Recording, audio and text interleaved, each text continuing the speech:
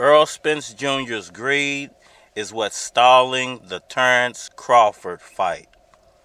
Alright, y'all, let's get into this. So, people are now saying that it's greed, and it's greed on the side of Errol Spence Jr.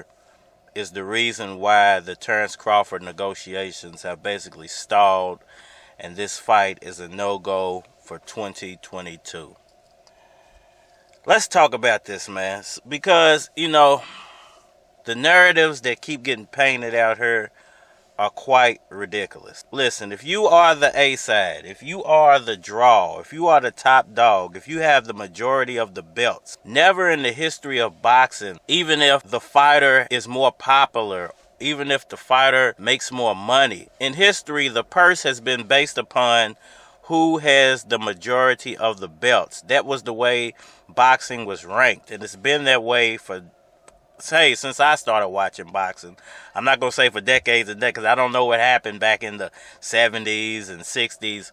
But I do know that as long as I've watched boxing, whoever has the majority of the belts gets to dictate the fight. And, it should be that way, because if you put in work to get those belts, there's no way you should be denied the dollar amount that you want to make any fight. Now, is that fair? A lot of things in the boxing world are not fair.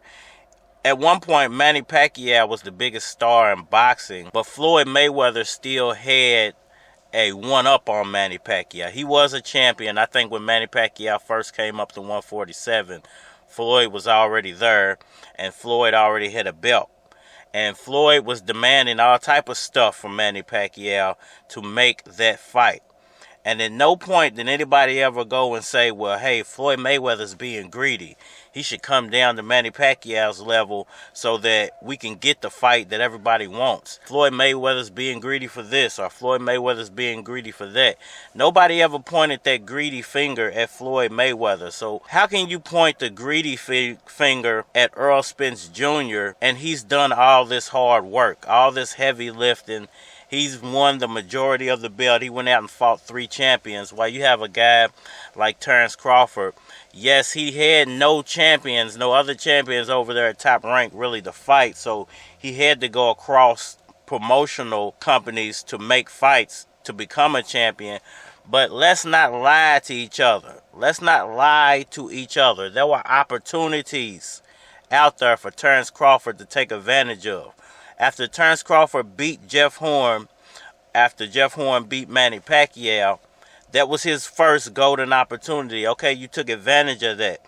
But then there was a fight that could have been made after that. Now remember this, there was a fight that could have been made between Terence Crawford and Lucas Matisse. But who got that fight? Who ended up getting that fight? Manny Pacquiao took that fight. Manny Pacquiao beat Lucas Matisse for the WBA regular title. If y'all remember that, for the WBA regular title. And that put Manny Pacquiao's name back up upon the upper echelon of boxing. They put him back within the rankings of the champions. It made him a champion again. So he got to dictate a lot at that point. Now, when Manny Pacquiao ended up moving over to PBC boxing, there were still golden opportunities on the table for Terence Crawford. There was a super fight between Manny Pacquiao and Keith Thurman. Now, once again, there was nothing stopping Terence Crawford from jumping on that fight, going and trying to make a fight with Keith Thurman, other than the fact that Al Haymon and Bob Arum would have had to work with each other. Manny Pacquiao ended up taking that fight. Manny Pacquiao ended up beating Keith Thurman for the WBA super title and became the super champion, which shot him up into another level of ranking. Now, at this point, Manny Pacquiao's name is as big as it's ever been because he just took out Keith Thurman, who was supposed to be the next big thing at welterweight. He was even being ranked higher than Terence Crawford and Errol Spence Jr. in some rankings. People were saying because of his size, he was going to be the next big thing as a welterweight. What was stopping Terence Crawford at that point? Now, you know that you can work with Bob Arum, because Manny Pacquiao used to be signed with Bob Arum. He just went over to PBC. He went over to PBC. He beat Adrian Broner. He beat Keith Thurman. Now he's just sitting there. He's sitting there. I think for 2.5 years, Manny Pacquiao was sitting there doing nothing. At no point did Terence Crawford ever approach Manny Pacquiao to try to put a fight together. It was the complete opposite. Manny Pacquiao offered Terence Crawford a shot and sent him a contract that Terence Crawford turned down. And this is the kicker. And it's because they were saying Manny Pacquiao was being greedy. Wow. They said because Manny Pacquiao wanted $20 million to make that fight, there was no way it could be made. He was pricing himself out. Bud doesn't have to sign this. Bud this, Bud that. And now, fast forward, Manny Pacquiao sat there for 2 years, didn't have a fight, couldn't get the Errol Spence Jr. fight made, but that's an argument for another day. Go back and check my old content because I made videos about that. Couldn't get the Errol Spence Jr. fight made. Finally got the Errol Spence Jr. fight. And then he backs out. And what do? They throw him in there with Ugas at the last minute. Now, once again, there was a fight that could have been made between Crawford and Ugas that whole time. Ugas was just sitting there. He wasn't a champion, but it would have been a good resume fight for Terence Crawford. Never took that fight. So Manny Pacquiao ends up fighting Ugas. Okay, Ugas beats him, takes down the king of boxing at the time, Manny Pacquiao, gets him out of the way. Everybody's calling Pacquiao a bum. Fast forward a few months. Why didn't Terence Crawford jump on the Ugas fight? And I made videos about this in the past. Why isn't Terence Crawford going after Ugas? Errol Spence wasn't saying anything really about Ugas at this point. But then Errol Spence puts his name into the mix for the Ugas fight. Ends up beating Yordenis Ugas for the super title. Becomes the 3-time welterweight champion of the world. And now we're trying to put this Terence Crawford Errol Spence Jr. fight together. And what do we keep hearing? Well, Errol Spence wants too much money. Well, Errol Spence is being greedy. Well, Errol Spence is this. Well, Errol Spence is... And this is the same narrative that was being pushed by Terence Crawford against Manny Pacquiao. And I'm sitting here asking myself, why does he keep doing this to his biggest rivals, to the fights that could make his boxing career? And only one thing comes to my mind. Terence Crawford knows in his heart of hearts he can't beat those guys. He knows he's not on that level. Bob Arum saw it. The matchmaker saw it. They called it 5 or 6 years ago when they said southpaws are the problem for Terence Crawford. Now, if you can't put 2 and 2 together, by now, and not only is it not the southpaw, I think it's just a higher level of competition that Terence Crawford is afraid of.